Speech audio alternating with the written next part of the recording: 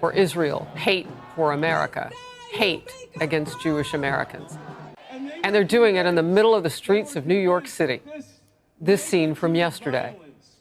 They're angry after Israel hit back. They hit Hamas terrorists for refusing to release hostages that have been held now since the October 7th massacre. Jewish hate also on wild display on the campus of Columbia University. A new report shows Jewish students found the chilling manual online that's telling these people how to hate them and how to hurt them. It gives detailed instructions on how to perpetrate violent Jewish hate. Some of those detailed instructions include paying cash for sledgehammers. Well, they want to use them to damage property, and they don't want authorities to be able to trace back anything. Use gloves to avoid leaving blood at the scene. So you know they plan to hit human beings, animals, anything that bleeds. Destroy all evidence. They know they're wrong. Wear face coverings to conceal identity. Leave no paper trail. One activist said this.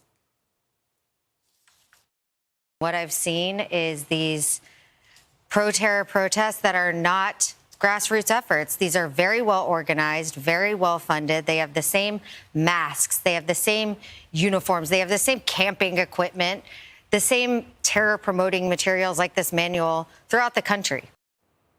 So she would be across from all of these people who hate her and want to hurt her. Can you even imagine speaking up at this point? But she and others do. God bless them. Mobs of protesters are calling for the release of anti-Israel activist Mahmoud Khalil after he was arrested by Immigration Custom Enforcement agents earlier this month. The Columbia University graduate student incited more mayhem in this fiery letter written from his Louisiana detention facility. So he's still leading protest groups as he did when he was on campus here at Columbia in New York. Here's a quote. "I am a political prisoner. Columbia targeted me for my activism, creating a new authoritarian disciplinary office to bypass due process and silence students criticizing Israel. My unjust detention is indicative of the anti-Palestinian racism that both the Biden and Trump administrations have demonstrated over the past 16 months. Oh, I wonder if Democrats have anything to say about that.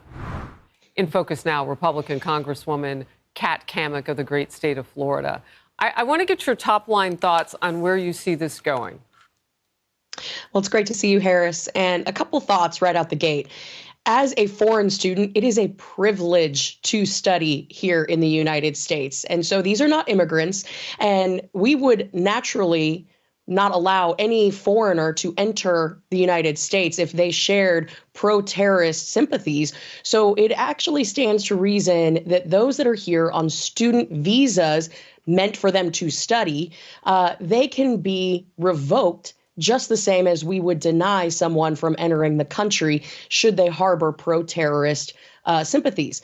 So this notion that there are constitutional protections for these students, let's take it even one step further. These are not simply protesters. These are pro-terror organizations that are using guides to inspire violence, conspiracy to commit violent acts against law-abiding citizens. So there is a very big distinction between the First Amendment and the right to peacefully assemble when we've seen nothing but violent acts occur on our campuses. So I think that the president was 100% correct in withholding federal funding from Columbia University. And I think we need to take a hammer to all of these students that have abused the privileges that have been afforded to them to study in this country. And I would even go so far as to say these are becoming foot soldiers for the pro-terror organizations abroad. Oh, no doubt. I mean, this is like a recruitment rally. What's going on? I mean, maybe not all of these people, certainly not every single person, but all you need is, one or two. You just need a couple people to hate America enough to want to destroy it. And this type of thing, certainly we know those people are in the crowd. Look at the instructions on what they're supposed to do when they're, quote unquote, protesting. Look, you said something about the Constitution. Non-citizens, though, I mean, how can they expect to be protected by our Constitution, or would they be? Well, there's a big argument taking place right now in our country. And I'll say, as the co-chair of the Campus Free Speech Caucus, I am always going to support free speech. But the 5 tenets of the First Amendment, they include your right to free speech, so long as it doesn't infringe upon the rights of others. And as we have seen from these groups, that guide is a prime example of this.